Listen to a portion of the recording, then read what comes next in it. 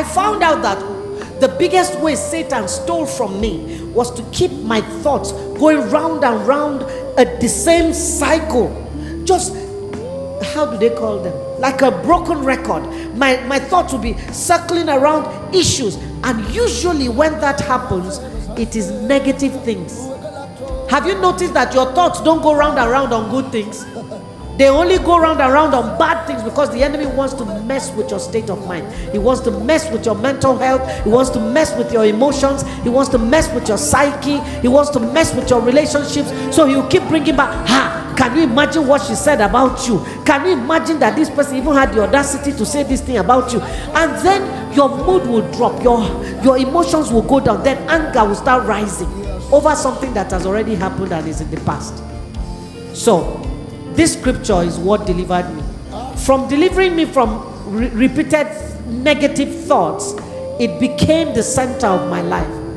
Finally, believers, no, please give me King James. We are King James people. You people are so blessed. You have many versions of the Bible. We only had King James. You either interpreted scripture or it confused you.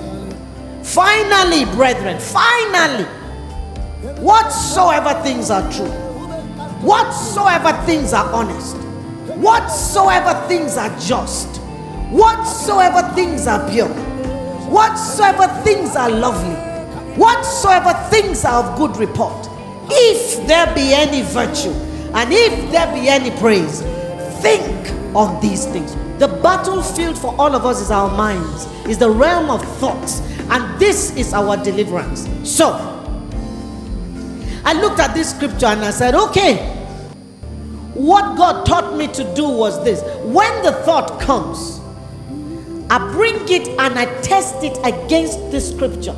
If it passes the test, then I stay on the thought. If it doesn't pass, I don't. Whatsoever. So there are 8 levels that every thought must pass before you give it attention. 8. If it is honest, then continue thinking about it. Sorry, if it is true. Is it true that she said you are an idiot? Yes. Okay, it has passed that test. Let's continue thinking about it. Imagine. What do I even do to her? Whatsoever things are honest. Is that an honest thing? No. Immediately that thought has failed the test of this scripture. What do? Don't think on it. Don't think on it. So if it is true, continue thinking. If it is honest, continue thinking.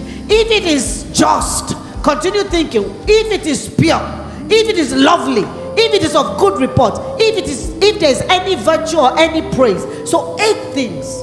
This is how you stop the enemy. When he comes and starts telling you, you are going to lose your job. Is it? No.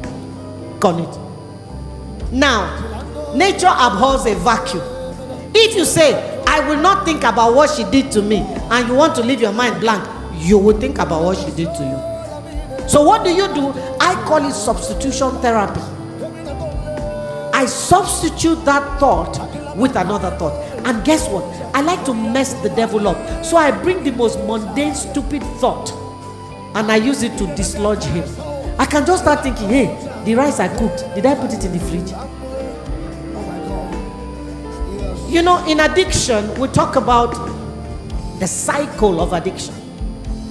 Every struggle starts with a thought and then it builds until the person acts up. So we try to help the addict to recognize each person's cycle, recognize your own cycle, so you know how to stop it. You know the life cycle of an insect. How many of you did biology?